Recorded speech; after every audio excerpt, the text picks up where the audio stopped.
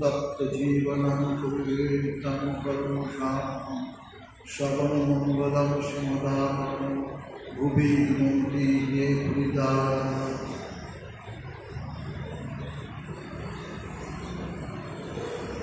श्री श्री रामकृष्ण कथा 1882 সালের মার্চ মাস্টারমশাই অর্থাৎ শ্রীমৎ বা শ্রী মহেন্দ্রনাথ গুপ্ত মহাশয় ঠাকুর শ্রীরামকৃষ্ণের কাছে দক্ষিণেশ্বরে এসেছিলেন। তিনি ভগবান শ্রীরামকৃষ্ণের কাছে এসে কয়েকদিনের মধ্যে বুঝতে পেরেছিলেন যে এক বিশেষ মহাপুরুষের কাছে তিনি এসে উপস্থিত হয়েছেন।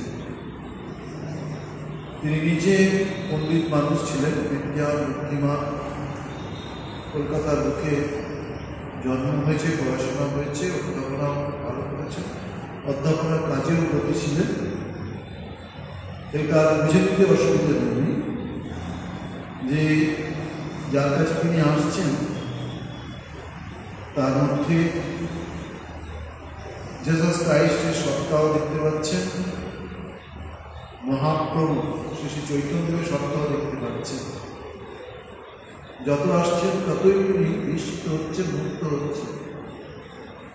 গৃহে ফিরে তিনি সময় নষ্ট করতেন, একান্তে বসে ঠাকুরের কথাগুলি লিখতে, ডায়েরি রাখা। এটাই পরবর্তীকালে অনেকে জেনে গেছে। গিরিশবাবু জেনে গেছিলেন, আরো সব ভক্তেরা। তারা ঠাকুরের শরীর যাওয়ার পর ওনার কাছে রিকোয়েস্ট করেছে যে আপনার কাছে তো ঠাকুরের অনেক কথা রাখা আছে, আপনি সেগুলো একটু প্রকাশিত করুন না। যখনই এইসব কথাগুলো একটু একটু প্রকাশিত হতে থাকে, মানুষের কাছেও এটা অমৃতের মতো মনে হয়েছে। যা পান করলে মানুষ অমর হয়, সেই সব কথাগুলো পড়ার জন্যে, শোনার জন্য মানুষ ব্যাকুল হয়ে গেছে।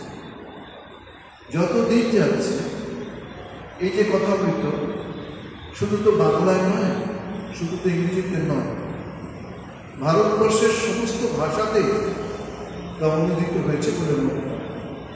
শুধু ভারতবর্ষ কেন, পৃথিবীর বহু ভাষা এই কথামৃত অনুদিত হয়েছে। মানুষ তার কথা পড়ে নতুন পথ পাচ্ছে, নতুন আলো পাচ্ছে, নতুন দিশা পাচ্ছে। সেই দিশা থেকে তার উপরে শ্রীরামকৃষ্ণ কথামৃত করার আগে তারা স্বামী বিবেকানন্দের কথা জানতে পেরেছে। স্বামী বিবেকানন্দ শ্রীরামকৃষ্ণকে উন্মোচিত করে গেছে। তারপরেও দেখা গেছে রাখাল মহারাজ ঠাকুরের সন্তানের, আর ঠাকুরের ভাবে ভাবিত হয়ে শ্রীমা শারদারূপে জীবনযাপন করেছে।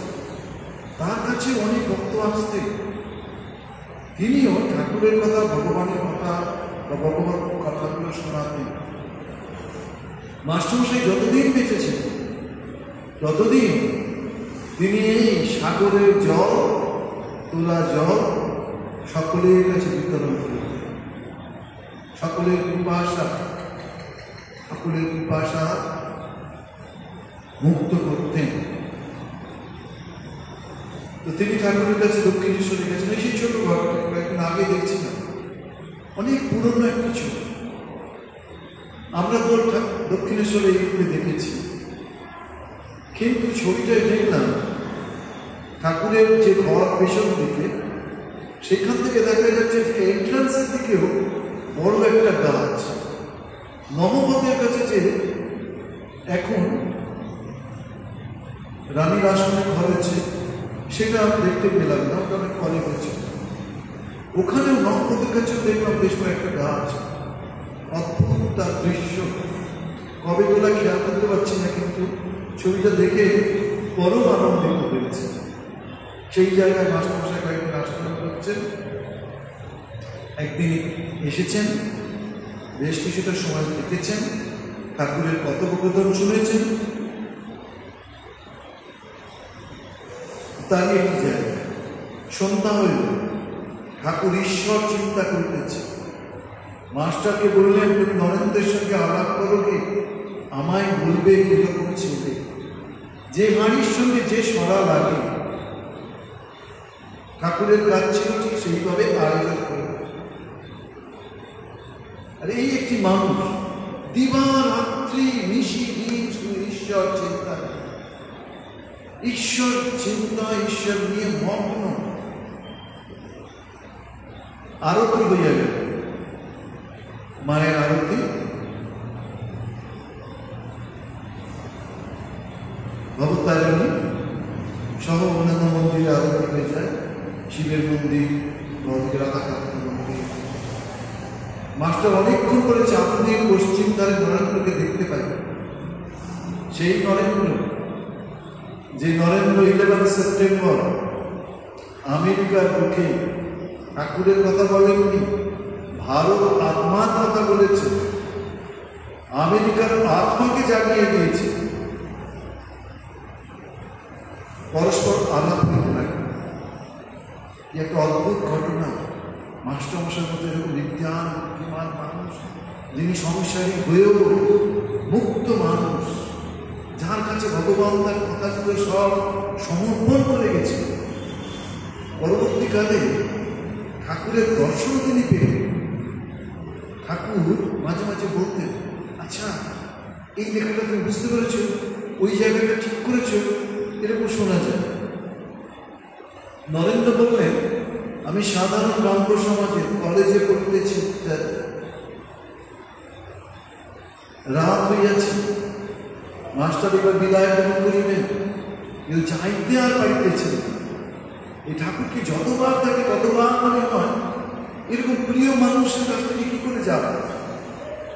শুধু তাই নয়, কত কত ভক্ত, এসব ত্যাগী ভক্ত, সংসারী ভক্ত, ভক্তের মধ্যে পুরুষ ভক্ত আছে, মহিলা ভক্ত আছে, তারাও সব ঠাকুরের কাছে আছে। আমি কিছুটা পড়ব আজকে এক মহিলা ভক্তের কথা। আমি তো পড়ে রাজ্য, যতবার পড়া যায় ততবার নতুন নতুন আলো পাওয়া যায়, ততবার যেন শরীর মনকে গঙ্গাজলকে ধৌত করা যায়।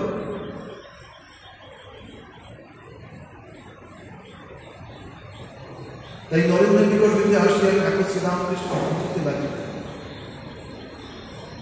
তার গান শুনিয়া হৃদয় মন মুক্ত হয়ে যাচ্ছে। ঠাকুর গান গাইতে পারতেন, ঠাকুর আঁকতে পারতেন, ঠাকুর মূর্তি তৈরি করতে পারতেন, ঠাকুর কথার জাদুকর, ঠাকুর মনেরও জাদুকর। যদি উনি বুঝতেন এর ভিতরে একটু কিছু সত্তা আছে, তাহলে তিনি কৃপা, আর কৃপা তারপরে বর্ষিতই হতো। সবসময় যে কন্ডিশন থাকে তা নয়, আনকন্ডিশন হয়েও এরা কৃপা করতে পারে। ওই যে কথায় আছে না, কোথায় মুখম করুন আচার অনুমূলন করে থেকে কৃপা তমন বন্দে পরমানন্দ। 1 বছর 6 মাস ঠাকুরের কাছে এসেছেন, তারা স্মরণীয় হয়ে গেল, তাদের আত্মা জাগরণ ঘটে গেল, তাদের ভেতর থেকে সেই সুন্দর ফুলের গন্ধ যেন কি বেরিয়ে আসতে থাকে। গন্ধ মানে এই তার আত্মার শক্তির বিকরণ। খুঁজিতে খুঁজিতে দেখিলেন মা কালীর মন্দিরের সম্মুখে নাট মন্দিরের মধ্যে একাকী ঠাকুর পাদচরণ করিতেছেন। এইরকম কিন্তু ঠাকুরের কথা মাস্টারমশাই অন্য জায়গায় রিপিট করেন। একাকী নাট মন্দিরে ঠাকুর পাদচরণ করতেছে, কেউ নেই, সামান্য একটা ছোট আলো জ্বলছে তার মধ্যে। এখানে মাস্টারমশাই কি বলছেন, মার মন্দিরে 2 পাশে আলো জ্বলতেছিল, বৃহৎ নাট মন্দিরে একটি আলো জ্বলতেছে, ক্ষীণ আলো, আলো অন্ধকার মিশ্রিত হইলে যেরকম হয় সেইরূপ নাট মন্দির দেখিতেছিল, দেখাই করছে। কথার মতো যেন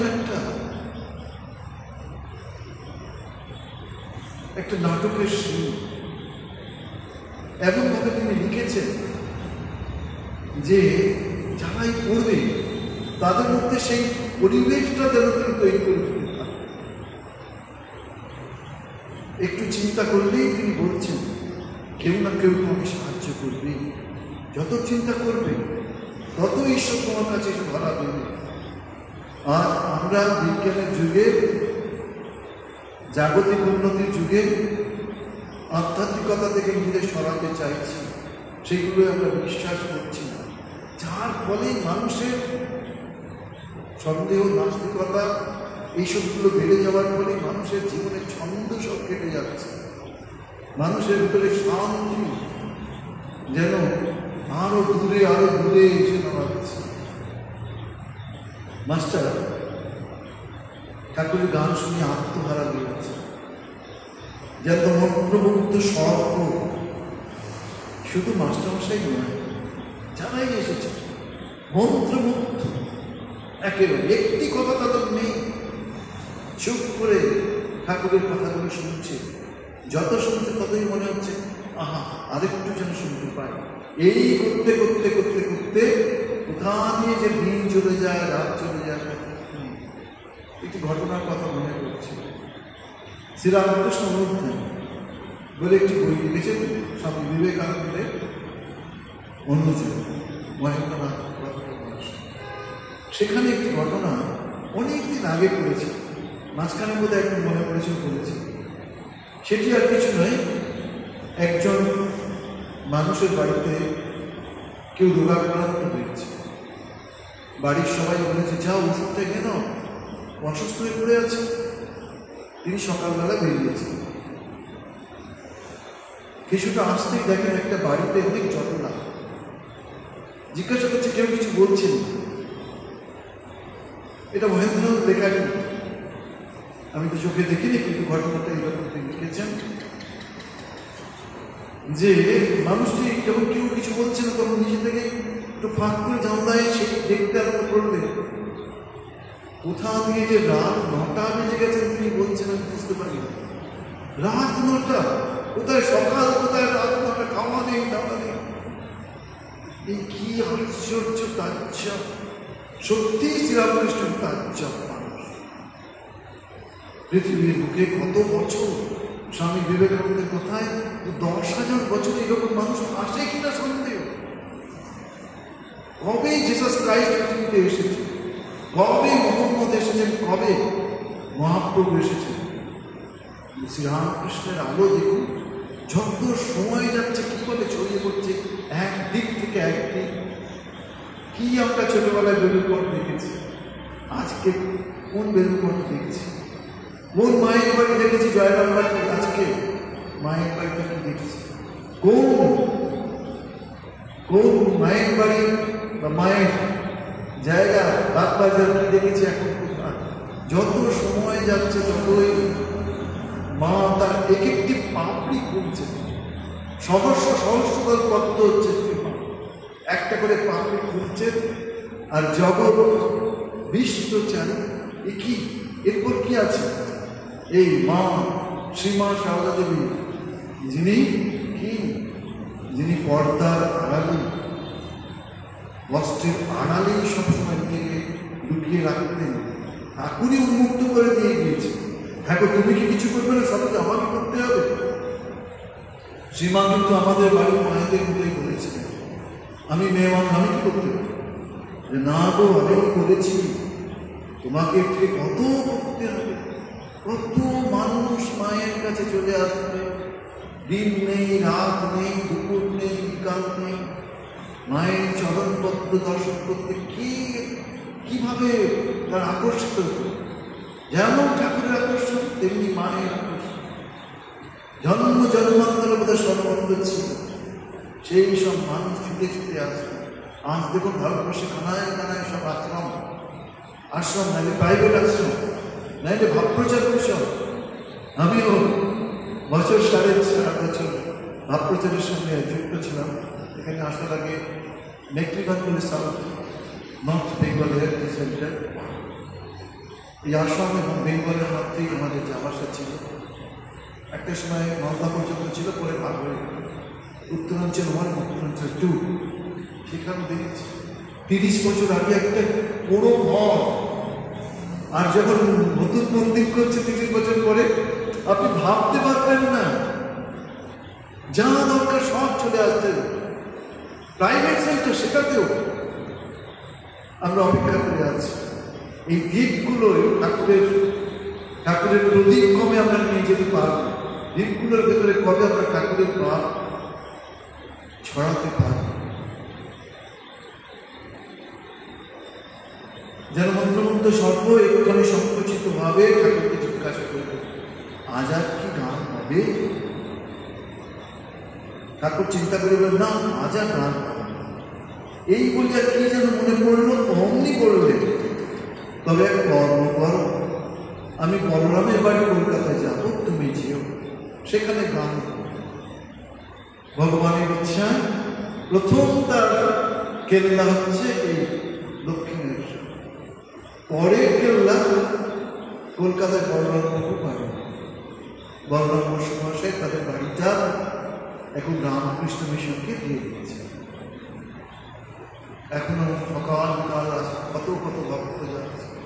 আগে কাশীপুরে এত ভক্ত দেখতাম না, এখন আপনি গেলেও দেখতে পাবেন কত কত ভক্ত সারাদিন ধরে আসছে সন্ধ্যা দর্শন করতে। আর 1 জানুয়ারি কল্পতরুর দিন আমি নিজে কয়েকটা বছর করছিলাম, নরেন্দ্রপুরে যখন ছিলাম 1999 থেকে 2008, বেশ চাপটা করে গেছি। লোক কি কাকে ডাকছে কাটাতে, এমন আহ্বান তিনি করলেন,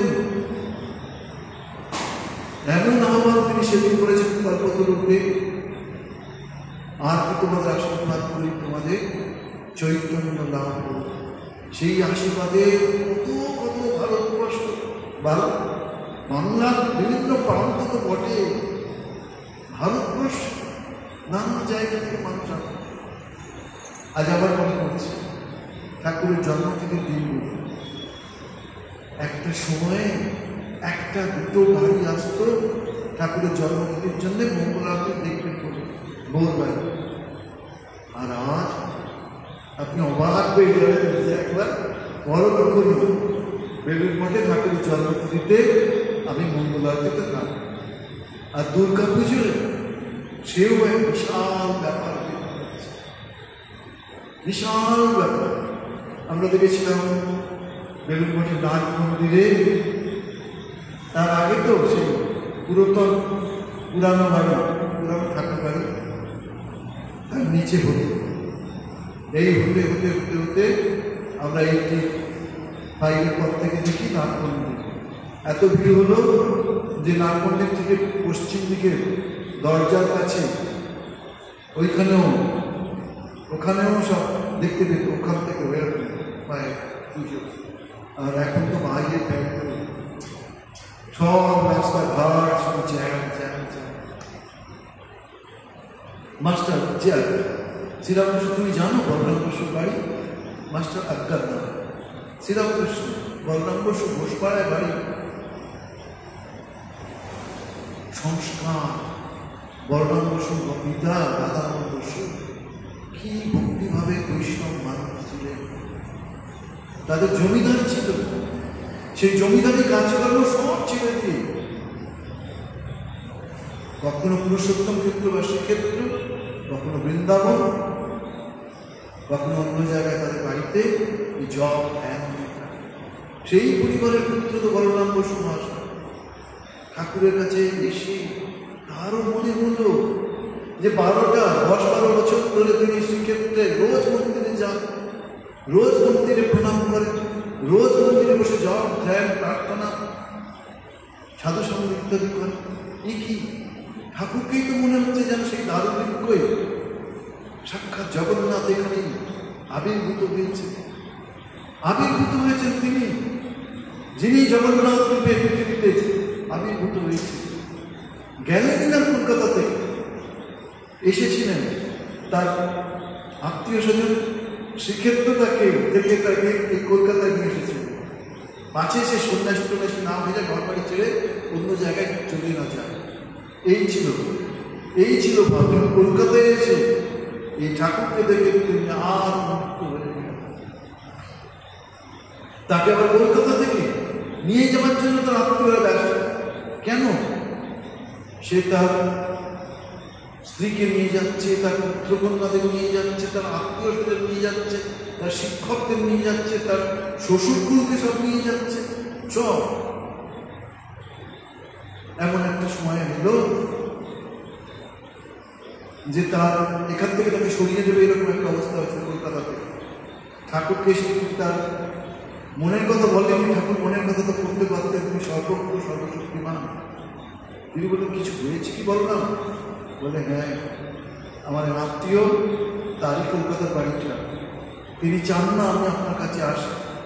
ঠাকুরের তো কোনো নাম নেই, ঠাকুরের কোনো বেশভূষা নেই, ঠাকুরের সেই পৃথিবী বিখ্যাত ব্যক্তি, তিনি কি কথা কেউ জানে না তো। গোপনে আড়ালে রয়েছে, তিনি জীবনযাপন করছেন এখানে, নাম নেই, যশ নেই। একটা সামান্য পূজারী, তাও পূজার কাজ করতেন না, এনার কাছে আসেন এত বড় একটা মানুষের বাড়ির ছেলেরা বউরা, এটা কি করে সম্ভব? কিন্তু ঠাকুর বললেন একবার ওকে আসতে বলো, আসতে বলো। গিরিশ ঘোষ ওর আত্মীয়ের সঙ্গে সম্পর্ক ছিল, সেই তাকে গিরিশবাবু নিয়ে আসলেন, কিছুক্ষণ ঠাকুরের কাছে বসলেন। ঠাকুর এমন একটা পরিবেশ সৃষ্টি করলেন, গান টান করলেন, তিনি আর ঠাকুরের কাছে নড়তে পারছেন না, ঠাকুরের কাছে নড়তে পারছেন না। তিনি বলছে আরো কিছুক্ষণ বসি। ঠাকুর বলছেন না না, এখানে প্রণাম করতে হবে না। যে সে কি, তাকে হয় যিনি ছিলেন ঈশ্বর বিদ্বেষী, যিনি ছিলেন শ্রীরামকৃষ্ণ বিদ্বেষী, সেই তিনি মাঝে মাঝে ঠাকুরের সঙ্গে করতে চলে আসতেন।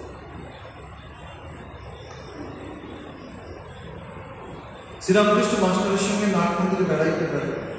আচ্ছা তোমায় একটা কথা জিজ্ঞাসা করি, আমাকে তোমার কি বোধ হয়?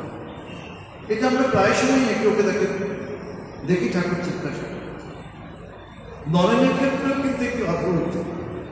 নরেন ক্ষেত্রে আমরা দেখি ঠাকুর নরেনকে বলছে, ওরে নরেন, তুই যাকে যাকে মহাপ্রভু বলে জানিস, সেই কিন্তু এই শরীরে এসেছে রে।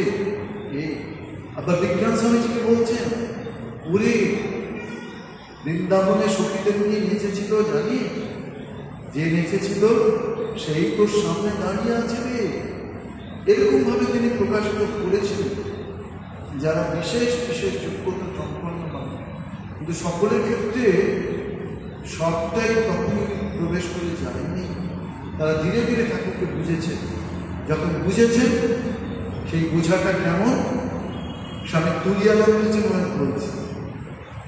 কি বলছেন? স্বামী বিবেকানন্দ শহীদ হওয়ার পর তার এই কথাটি প্রকাশিত হয়েছে।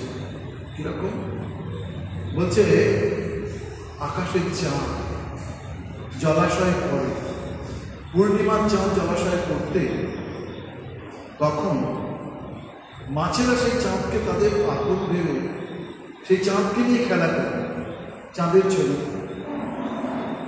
একটা সময় চাঁদ অস্তমিত হয়, মাছেদের মনে এত দুঃখ হয়, যন্ত্রণা হয়, সেই ভাবনাটা ঠাকুরের সন্তানদের ক্ষেত্রে হয়েছে। ঠাকুরের প্রদর্শনে তাদের মরে যাবার মতো একটা অবস্থা এসেছে। তারা হাঁপিয়ে পড়ছিলেন, যেমন জল থেকে মাছ তুললে যেমন তার যেরকম হয়, ঠাকুরের কাছে যারা ছিলেন তাদের মনেও কিন্তু এই ভাবনায় ভাবিত হয়ে উঠেছে।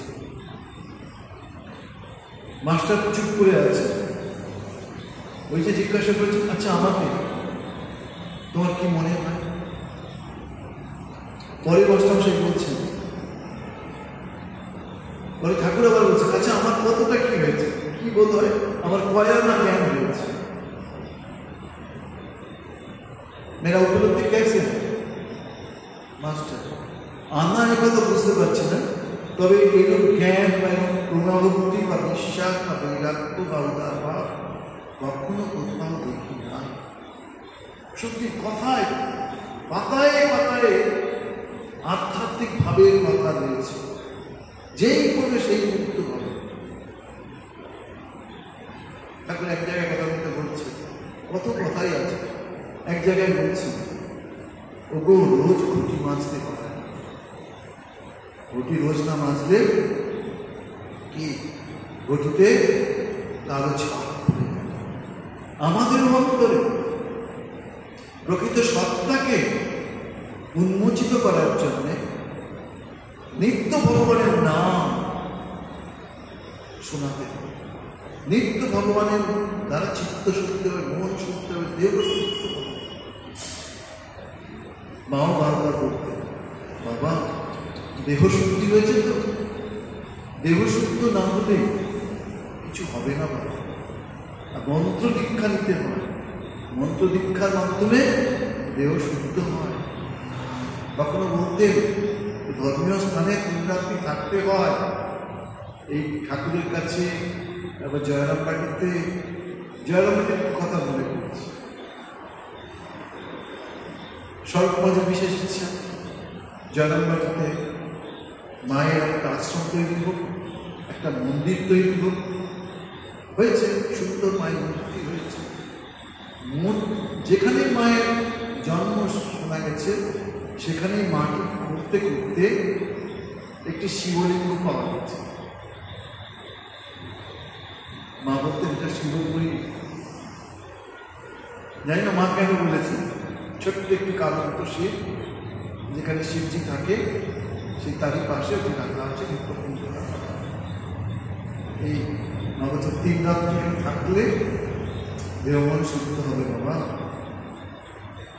আসলে যেমন কর্ম তেমন ভাব, হয়তো এই একটা স্পিরিচুয়াল প্লেস। কি অপূর্ব সেই ঘরের কথা মনে পড়ে যাচ্ছে। 87 to 99 মায়ের যে ঘরটায় মা বহু বছর কেটেছে, সেই ঘরে বসার সুযোগ, এত শান্ত পরিবেশ কোথাও পায়, একেবারে মায়াবতীর মতো শান্ত পরিবেশ, নিস্তব্ধ। তাও মায়ের এক আত্মীয় আমাকে বলেছিলেন, তোমার এখানে পোস্টিং হয়েছে বাবা, তুমি খুব সৌভাগ্যবান, তুমি কিন্তু চেষ্টা করো প্রতিদিন ভোরবেলা আর সন্ধ্যাবেলা সুযোগ পেলে এই ঘরটায় এসে বসো। আমার নূতন বাড়িতে অত বসার সুযোগ হতো না, কিন্তু পুরোনো বাড়িতে এই 12টা বছর মা আমাকে কৃপা করে এই সুযোগটা দিয়েছে।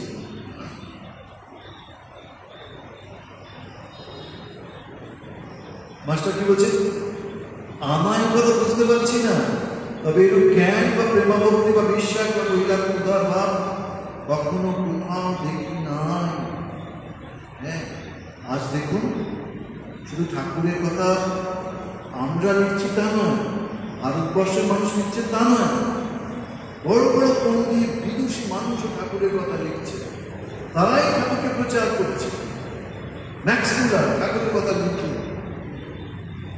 তিনি তো ভারতীয় নন, তিনি ঠাকুরের কথা লিখলেন, কত মানুষ ঠাকুরের কথা জেনে গেলেন।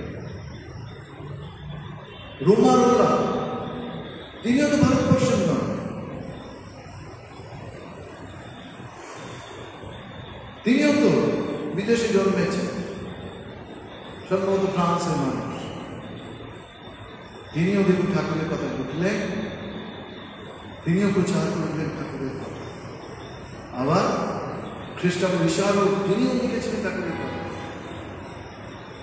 আজকেও কত মানুষ ঠাকুরের কথা লিখেছে। কেশব সেন যখন ঠাকুরের কাছে আসা যাওয়া করেন, ঠাকুরের এই গন্ধ পেয়ে তিনি আর এই গন্ধ ছাড়তে চাননি সারা জীবন।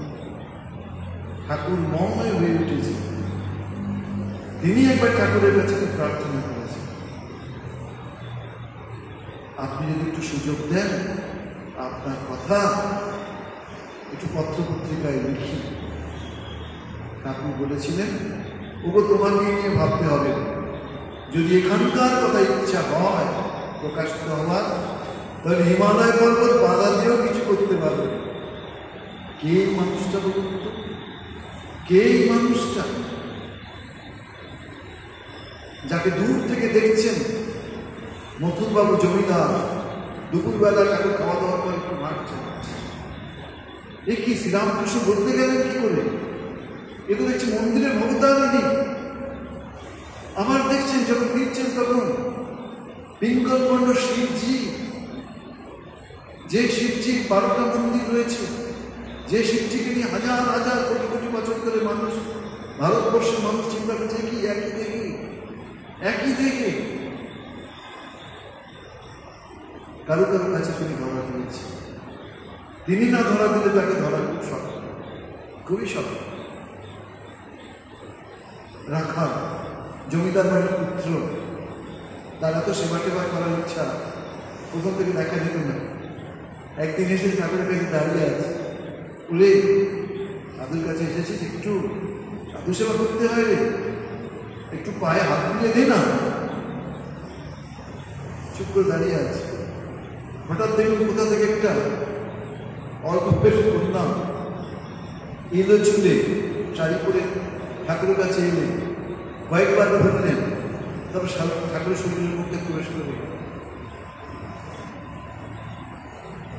ঠাকুর বললেন, দেখলি স্বয়ং কালী মা এসে ঢুকে গেল রে। এই দেখ, এই হলো শ্রীরামকৃষ্ণ।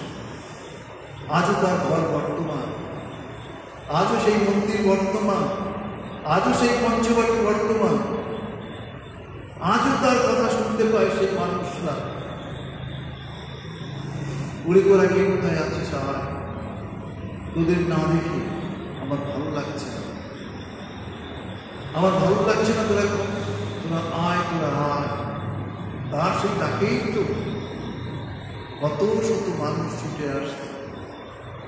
তিনি শ্রীমায়ের কাছে কথা রেখে গেছিলেন। কি কথা? শ্রীমা নিজে বলছে, একদিন কি কারণে ঘরে এসেছেন মহামতে, এসে দেখছেন যে আমি তার ছবি বসিয়েছি এবং ফুল টুল দিচ্ছি বা দিয়েছি।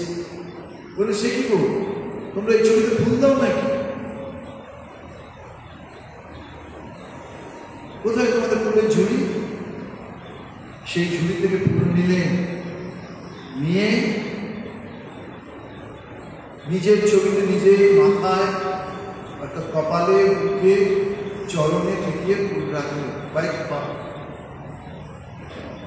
তারপর মাকে বলেছিলেন, শ্রীমা এই ছবি একদিন ঘরে ঘরে পুজো পাবে গো, ঘরে ঘরে এই ছবি একদিন পুজো পাবে। তাই আমরা দেখছি জাপান থেকে মানুষ, জার্মানি থেকে মানুষ, ইংল্যান্ড থেকে মানুষ, আমেরিকা থেকে মানুষ, কানাডা থেকে মানুষ, অস্ট্রেলিয়া থেকে মানুষ ঠাকুরের নাম নিতে আসছে, ঠাকুরের নাম তারা গ্রহণ করছে। জেসাস ক্রাইস্টের নয়, আমি জানি না, তবে মনে হয় ভারতবর্ষে যখন তারা আসে তখন নিশ্চয়ই ভগবানের নাম। আর জেসাস ক্রাইস্ট এবং শ্রীরামকৃষ্ণ তো আলাদা নয়। কত মানুষ ঠাকুরের মধ্যেই দেখেছেন স্বয়ং জেসাস। উইলিয়ামকে তো আমরা শুনি। ঠাকুর শ্রীরামকৃষ্ণ হাসিলেন। এরূপ কথাবার্তার পর মাস্টার প্রণাম করিয়া বিদায় গ্রহণ করিলেন। সদর ফটক পর্যন্ত আসিয়া আবার কি মনে করিলেন, অমনি ফিরিলেন। আবার নাগ মন্দিরে ঠাকুর শ্রীরামকৃষ্ণের কাছে আসিয়া উপস্থিত। ঠাকুর সেই ক্ষীণ আলোর মধ্যে একাকী পদচারণ করিতেছেন, একাকী নিঃসঙ্গ পশুরার যেন অরণ্য মধ্যে আত্মমনে একাকী বিচরণ করিতেছেন। আত্মারাম সিংহ একলা থাকতে, একলা বেড়াতে ভালোবাসে, অনপেক্ষ। অবাক হইয়া মাস্টার আবার সেই মহাপুরুষ দর্শন করিতেছেন। শ্রীরামকৃষ্ণ মাস্টার আবার যে এলে, মাস্টার ঠাকুরের কথা তাদের কাছে মধুর শব্দ মনে হল। কানে যখন ঢুকছে, শরীরে যখন প্রবেশ করছে, মনে হতো মা, তার কাছে ফিরতে ইচ্ছা হতো না। মাস্টার আটকা বোধ হয় বড় মানুষের বাড়ি, যেতে দিবে কি না, তাই যাবো না ভাবছি। এইখানে এসেই আপনার সঙ্গে দেখা। শ্রীরামকৃষ্ণ, না গো, তা কেন? তুমি আমার নাম করবে, বলবে তার কাছে যাব, তাহলেই কেউ আমার কাছে নিয়ে আসবে। মাস্টার যে আটকা বলিয়া আবার প্রণাম করিয়া বিদায় হল। ঠাকুরের কথা ভাবতে ভাবতে মনে পড়ে যাচ্ছে ঠাকুরকে নিয়ে নট্য কোম্পানি যাত্রা শুরু করেছিল, নট্য বিনোদী। আজও সেই পালাজোড়ে যেখানে হয় অজস্র অজস্র মানুষের সমাবেশ করে।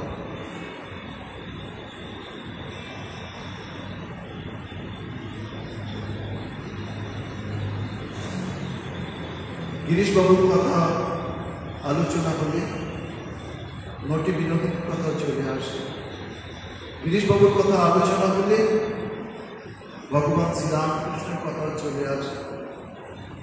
গিরিশবাবু নিজের শেষ কথা আমরা শুনি, শেষ কথা গীতাও তো বলেছেন, শেষ সময় যার যেমন ইচ্ছা, যার যেমন ভাবনা হবে তার সাথে ঘটেই হবে। আমরা দেখি তিনি শ্রীরামকৃষ্ণের কাছে প্রার্থনা করছেন, চলো চলো আমার হাত ধরে এগিয়ে নিয়ে চলো, আমি তো এরকম জীবন আমার।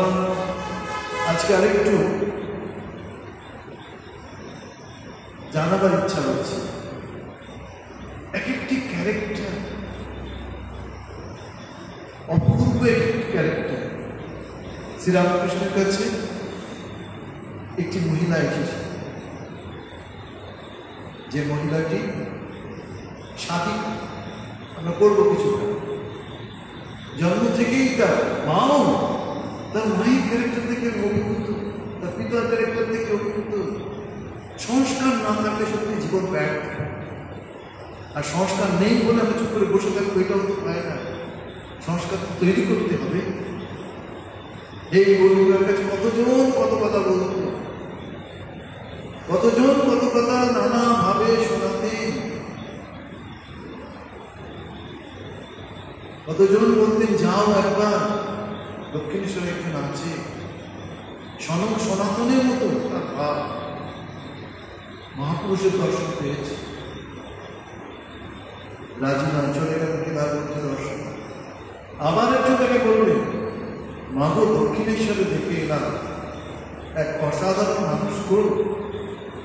শব্দটা এরকম বলছে, অপরূপ রূপ, অপরূপ রূপ। ভাবতে সত্যি তো স্বাভাবিক নয়, আমরা তো এই জগতের ভাব নিয়ে থাকি, তাই আমাদের এরকম ভাব।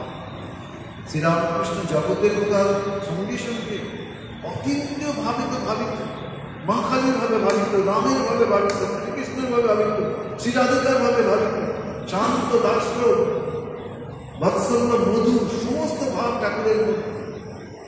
তার মধ্যে ইসলামের ভাব, তার মধ্যে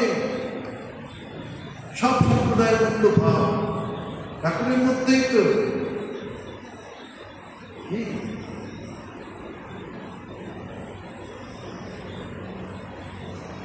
ঠাকুরের মধ্যেই সব আমাদের কালী, তারা, ষোড়শী, ভৈরবী, কিশোরী সব। মায়ের মধ্যে যেমন ঠাকুরের মধ্যেও ঠাকুর তো, মা তো ঠাকুরকে ওইরূপে দর্শন করেছে, মা কালী রূপে। আবার ঠাকুরও মাকে ওইরূপে দেখেছে। ডাকাতরাও তো মায়ের মধ্যে মা কালী দিয়েছে, একই সত্তা। তো যিনি এক বৃদ্ধ তাকে বলছেন, মাগো দক্ষিণেশ্বরে দেখে এলুম এক অসাধারণ মানুষ, অপরূপ রূপ, জ্ঞানে ভরপুর, প্রেমে ঢলঢল, আর কি ঘন ঘন সমাধি। বৈষ্ণব ধর্মে যে বিজয় কৃষ্ণ গোস্বামী, তিনি তার বৈষ্ণব ভাব ছেড়ে দিয়েছিলেন। ঠাকুর বললেন, সে কি, তুমি বৈষ্ণব ভাব ছেড়ে দিয়েছো কেন? তুমি কেন কপালে রসগোল্লা খেতে বলে সেটা করো না কেন? চাদর চড়াও না, ওইভাবে ভাবো। ওই করতে করতেই তার দর্শন হল। ঠাকুর তার ভাব ছাড়েন। যারা অন্যান্য ভাব থেকে ঠাকুরের ভাবে আসে, স্বামী তো কোনোদিন বলেনি তোমাদের ভাব তোমরা ত্যাগ করো, কিন্তু ওর সাথে এটাও তোমরা অ্যাডজাস্ট করতে পারো। এই ঘন ঘন সমাজ প্রসঙ্গে তিনি কি বলেছিলেন? একবার বললেন, আচ্ছা আমি ঢাকায় গিয়েছিলাম, ঢাকায় আমি ধ্যান করতে করতে দেখি আপনি আমার পাশে বসে। ঠাকুর কি বললেন? ওগো ঘড়িটা, বলছে আমি আপনাকে হাত দিয়ে টিপে টিপে দেখেছি। এই দেখুন কোথায় ঠাকুর, দক্ষিণেশ্বরে, আর কোথায় ঢাকায়, কোনটাকে দেখেছি। আর তিনি বলছেন যে যে আপনার আমরা আমরা মাখন তুলে ছুটে ফোটা খেয়েছি, আপনি পুরোটাই গ্রহণ করেছেন। তো তিনি বলেছিলেন জীবনে অনেক সাধু দর্শন হয়েছে দাদা, নতুন কোনো সাধু দর্শনের স্বাদ পাননি। একবারে ওপেন চ্যালেঞ্জ রামকৃষ্ণ, তোমার সাধুর যদি ক্ষমতা থাকে, तुम्हारा साधु को कोई पावर है तो मुझे वहां बुलाएगा ना, उसके पहले मैं नहीं जाऊं। हम लोग क्या देखते हैं, আমরা কি দেখছি যে গৌরীমা কলকাতায় ওনার যে ভাই অবিনাশ তারই বন্ধু সম্পর্কে বললাম বাড়িতে ওনার সম্ভব ওনার সঙ্গে দামোদর শিলা থাকে। কিভাবে দামোদর শিলা পেল সত্যি অদ্ভুত ব্যাপার। এবং দামোদরের প্রতি কিরকম ভালোবাসা হয়ে গেল। দামোদরকেই তার স্বামীর মতো ভাবতেন, দামোদরকেই তার দর্শন হতো, দামোদরের জন্য রাত্রিবেলা তিনি ভোগ তৈরি করছেন, সবাই অবাক হয়ে যাচ্ছে। তারপর হঠাৎ বলছে কি করবো, দামোদর বস্তা কিনে পেয়েছে, আমি কি করি বলো, আমার কাছে আছে, আমার ভাবতে হবে তার কথা শেষ হয়ে থাকে। বলছেন বর্ণা বসু বাড়িতে তিনি অভিষেক করেছেন, তুলসী পাতা দিচ্ছেন, দেখছেন কি দুটি চরণ, সিংহাসনে দুটি চরণ জীবন্ত চরণ, আর কিছু দেখতে পাচ্ছেন অনলি ফুড। तुलसी पत्ता लेके गए और तुलसी पत्ता उसी की चल गिरा। वहां पर सेंसलेस हो गए उनकी वाइफ, बल्लभ की वाइफ। बहुत टाइम के बाद देखा अरे ये क्या, इधर सो गए, घर पे ले गए। পরের দিন আমার ভোরবেলা দেখা যাচ্ছে তিনি গেটের সামনে দাঁড়িয়ে আছেন। दादी जिज्ञासा करलें कहाँ जाएंगे, गेट की बार पास। गौरी माँ कई उत्तर नहीं दिया। फिर जब बलराम बाबू आए वो पूछे दीदी दक्षिणेश्वर जाएंगे, हम लोग उसी महापुरुष के पास जा रहा हूं। गौरी माँ just see his face, that means consent is there. तो एक शब्द लिखा है, কোনোদিনই এরকম ঠাকুরকে দেখা যায় না ভোরবেলা ঠাকুর পা মেলে বসে আছেন, যেন শুধু উঠছেন, লাগাইতে শুরু করছে আর আপন মনে গান করছে কি যশোদা নাচা তো ঘুমা বলে মনি সেগুলো লুকালি কোথায় করালো গরমি শ্যামা, একবার নাচবো শ্যামা। এই গানটা এখন নিচে গাইছে আর ওরা ঘরে প্রবেশ করছে। गौरी माँ वालों ने साइड में देखा, उसी चरण जब लास्ट में पूजा में देखा उसी चरण यहाँ এই তো সেই পূর্বদৃষ্ট সজীব চরণ যুগল। শ্রীরামকৃষ্ণ যেন কিছুই জানেন না, তিনি বলরামের নিকট জিজ্ঞাসা করিয়া গৌরীমার পরিচয় পাইলেন এবং অনেকক্ষণ ধর্ম প্রসঙ্গ করিলেন। বিদায়কালে গৌরীমাকে আবার বললেন, আবার ঈশ্বর মা, ইহা 1279 বঙ্গাব্দের কথা। গৌরীমার বয়স তখন ৫৫ বর্ষ। যদিও গৌরীমা বলে যে ওনাকে আমি আগে দেখেছি। নিমতায় একটি বাগান বাড়িতে এক সাধকের কাছে তিনি গিয়েছেন, আজানু লক্ষ্মী সেই সাধক। সেই সাধকের কাছে তিনি ভিক্ষাও নিয়েছেন এবং সেই সাধক ওনাকে তিনি বলেন যে বলেছিলেন পরে আবার দেখা হবে। সেইভাবেই তিনি এখানে আবার ঠাকুরের দর্শন পেলেন। ঠাকুরের দর্শন পেয়ে নিজের জীবনকে তৈরি করবে। ঠাকুর একসময় বলেছিলেন, কি বলেছিলেন? আমি জল ঢালছি, তুই কাদা মা। বলল এখানে কাদা কোথায়? তুমি কি বলছো? এখানে কাপড়। আমি কি বললাম আর তুই কি বলছি? পরে আবার গৌরীমাকে বোঝাল।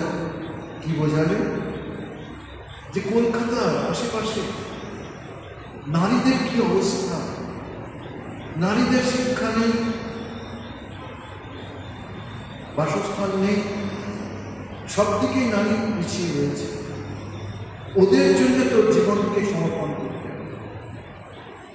ঠাকুর কিন্তু কলকাতায় বলেছিলেন বলে এই ঠাকুরের অদর্শন, ঠাকুরের শরীর যাওয়ার আগে বৃন্দাবন চলে গেছিলেন। পরে সময় ঠাকুর শরীর গিয়েছে, মনে ভীষণ খারাপ, খুব কান্না কান্না।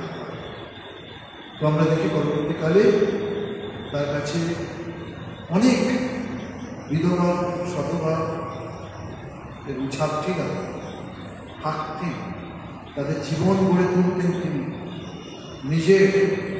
ওই যে স্বামীজি বলেছেন বাক শেষ পাচ্ছে কর্ম আর কিছু নয় সাধনা, সেইভাবে স্বামী বিবেকানন্দ আমেরিকা থেকে গরিমাকে কেন্দ্র করে আরেকটি মত তৈরি হোক, আরেকটি কেন্দ্র হোক, এগিয়ে চলুক।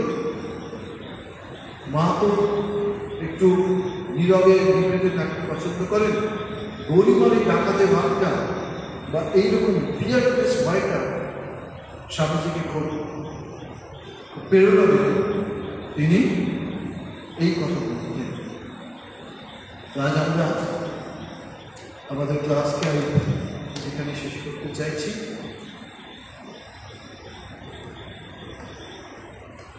ঠাকুর বা স্বামীজি আমাদের প্রেরণা দিক, শক্তি দিক, বুদ্ধি দিক, জ্ঞান দিক। এই জীবনটা যেন ব্যর্থ না হয়, এই জীবনটা যেন প্রভুর কাজে, প্রভুর চিন্তায় আমরা দিয়ে জীবনটাকে ফুটিয়ে তুলতে পারি। ওম নিরঞ্জনম নিত্যানন্দ রূপম ভক্তানাং পাপৈ ঈশাবতারং পরমেশ্বরম দম রামকৃষ্ণম শিরসা ওম যথার্থ শক্তি রামকৃষ্ণ সর্ববিদ্যা স্বরূপম তম শারদাং প্রণমামি। নমস্তে মুক্তিরাজায় নিত্যানন্দ সুলয় সচ্চিৎ সুখ স্বরূপায় स्वामिने प्राप्ताय। ओम असतो मा सत्कमय तमसो मा ज्योतिर्गमय मृत्युर्मा मृत्युंजय। একটু বিশেষ কথা নিবেদন করতে ইচ্ছা হচ্ছে। সামনে আমাদের দুর্গাপুজো এসে যাচ্ছে। দুর্গাপুজো আমাদের 8 তারিখ থেকে শুরু হবে। প্রকাশ পাঁচটা বন্ধ করতে পারবো মনে হয় আসেন। 8 তারিখ থেকে আমাদের পঞ্চমী শুরু। তো সেই কারণে